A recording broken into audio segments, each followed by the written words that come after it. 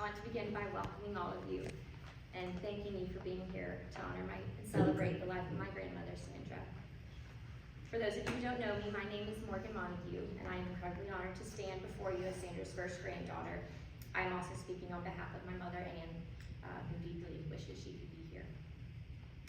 As a mother, grandmother, great-grandmother, Sandra created a legacy of love that now spans generations, and I will forever be grateful for the joy we shared all together with my daughter Margot during this past year. Today we come together not only to mourn her loss, but also to reflect on the remarkable life she lived and the legacy she leaves behind. As a beloved wife, mother, grandmother, great-grandmother, sister, friend, neighbor, teacher, and cherished member of this community, Sandra lived a life that touched the hearts of so many. Her loyalty, wisdom, and strength was a light to all who knew her. Sandra's generosity and devotion to her family knew no bounds, whether it was offering a comforting ear over the phone, preparing her signature dish just for you, or sending out Hallmark cards for any and all occasions. Her family was always at the center of her world. The presence here today is a true testament to the impact she had on everyone who knew her.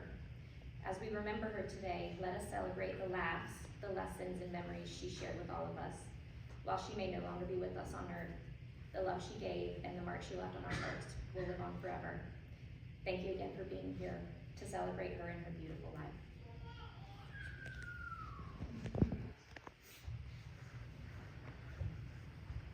Yes, we'd like to thank all of you for being here today. It means so much to us and our family. It's really great to see so many familiar faces, not just friends, but friends of our family that we grew up with. Today is a chance to say thank you to our mom and how she brightened our lives.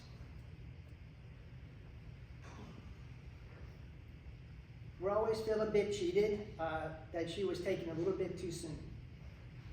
It was my mom's wishes that we were at her service, that we would talk about some fun times, tell a few funny stories, just create some laughter, and just celebrate her life.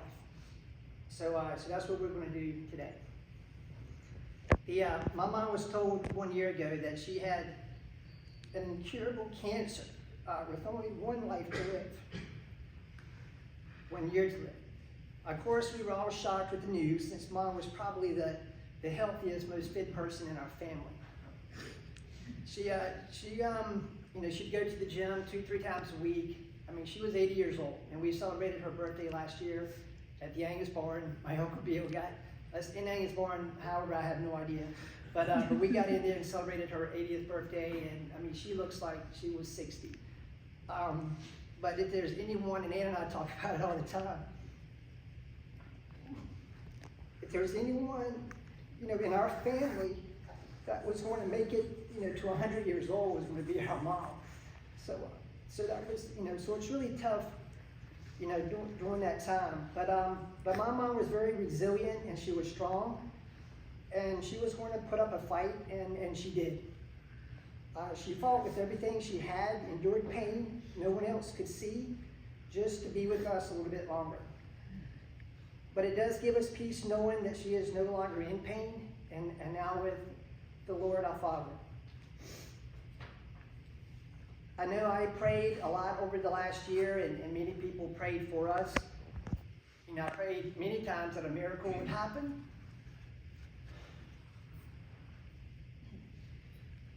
And sometimes, and just hopes Mom would bounce back. But this cancer thing was just unlike any fight she ever had. As a child, you think your parents are invincible. So this was definitely going to be hard for us. My mom was very passionate about life and helping others. She loved to give and serve her church. She loved her friends, and man, there were so many friends. She was a perfectionist. She was so loving, generous, and she had the most beautiful heart. She treasured her family, and she protected and supported us like no other. She loved being a grandmother to Avery and Bree and Morgan and Savannah. And her biggest accomplishment was to be a great grandmother to Morgan's daughter, Margot. Mom discovered she had cancer. I think Margot was about a month old. But Mom had about 11 months with Margot, and I know that was really, a really special time in her life to have that time with her. Sandra spent her entire life in Gates County, a place she cherished so deeply. Her love for this community and its history led her to become a member of the Gates County Historical Society, where she worked to help preserve its legacy.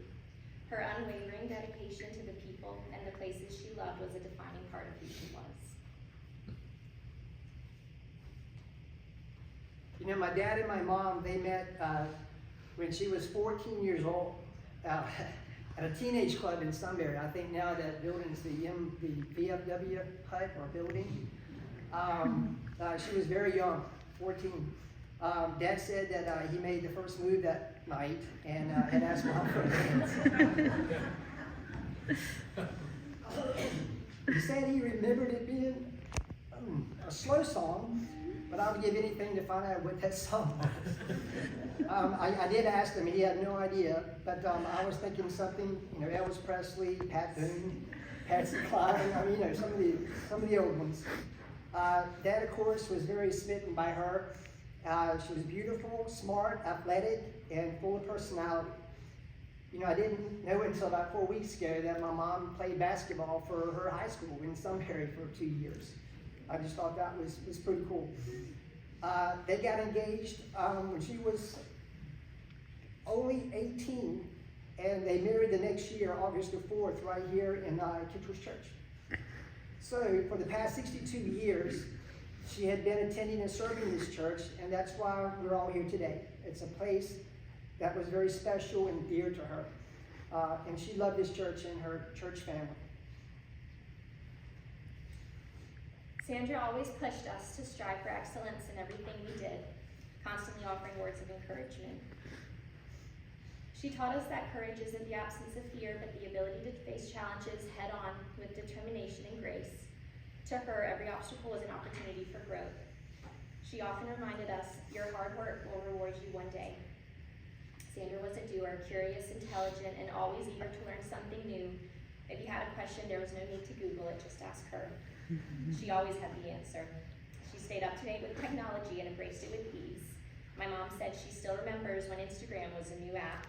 And while visiting her in Raleigh, Sandra took her phone, downloaded Instagram, and said to her, would you like me to help you with your first post? She was truly such a cool and inspiring grandmother and mother to her, and always full of surprises. That's awesome. All right, let's tell a few stories. I have 2 stories I like to share.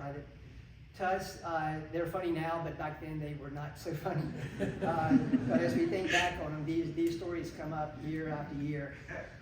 And they still stand today as some of the hallmarks of our family. But one of the first stories was, every year for Christmas, my sister and I, we'd always want a real Christmas tree. Mom was totally against real Christmas trees. So she just, I don't know if it's a mess or whatnot, but she was totally against it. But Ann and I convinced her this one year to get a real Christmas tree.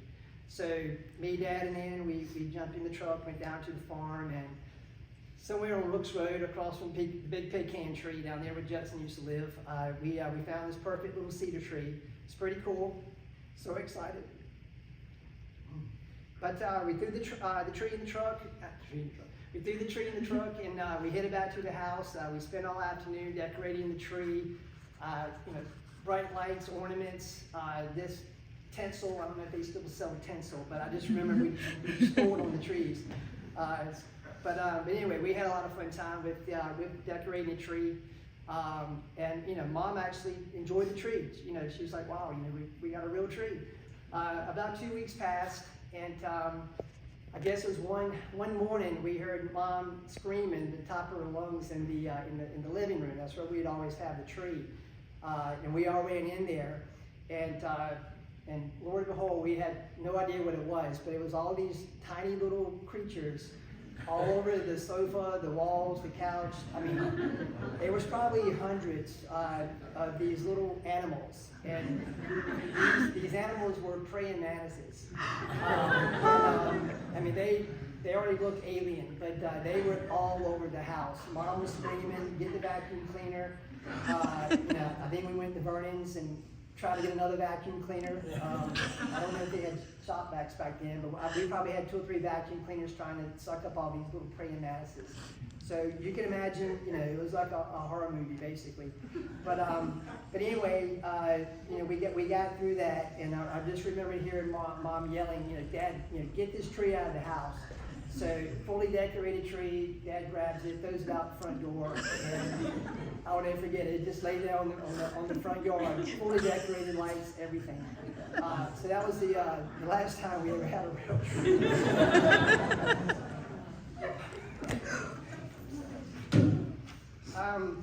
Another story, well, actually before this story, I'd asked Dad the other day, I said, Dad, if you remember any stories growing up, and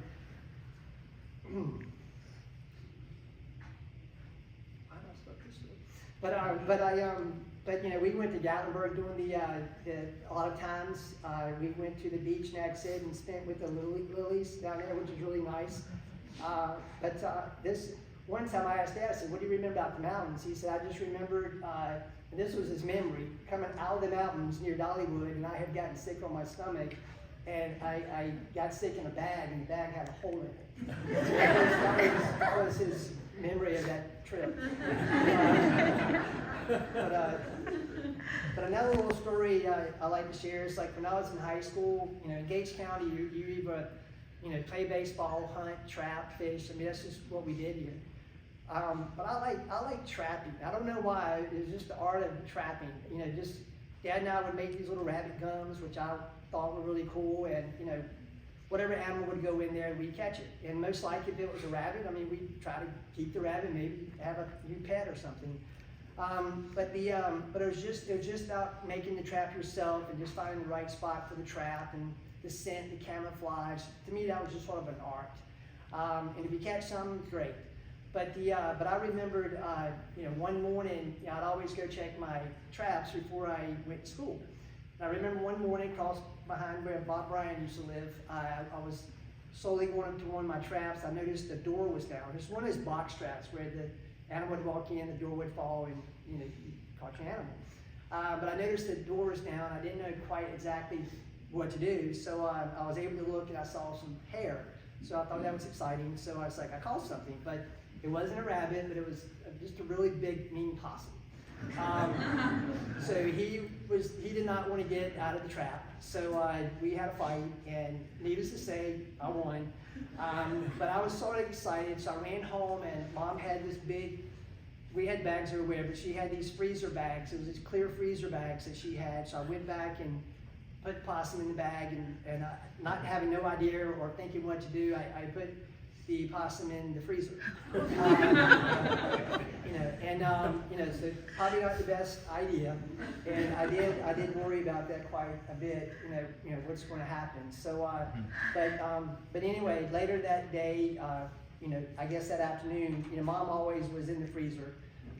You know, she kept all her food in there. She loved to cook, and I guess, you know, she was preparing dinner, and we heard a scream, and found out that we had a possum in the freezer, and she about had a heart attack. But needless to say, you know, I got in a lot of trouble.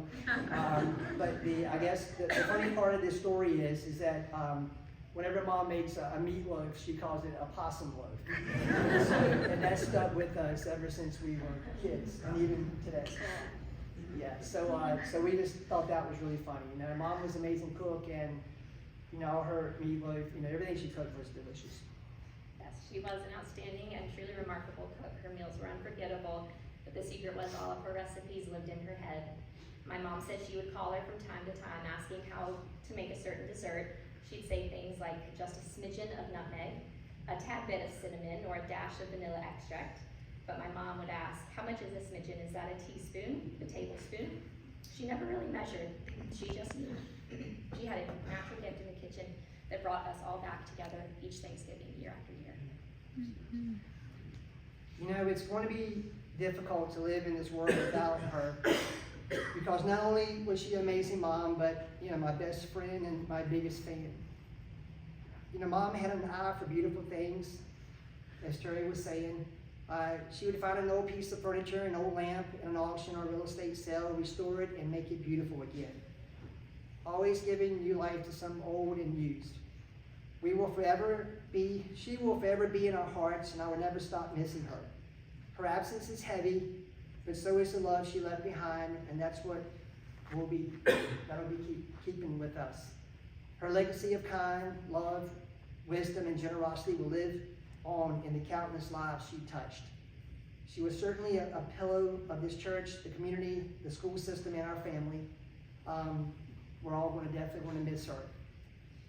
Our family is greatly saddened by the loss of our mother. We will miss her, but we're rejoicing with her because she knew what was waiting for her. An eternal life spent with God the Father because of his Son, Jesus Christ. Because of Mom's wonderful faith in Jesus, she is in no pain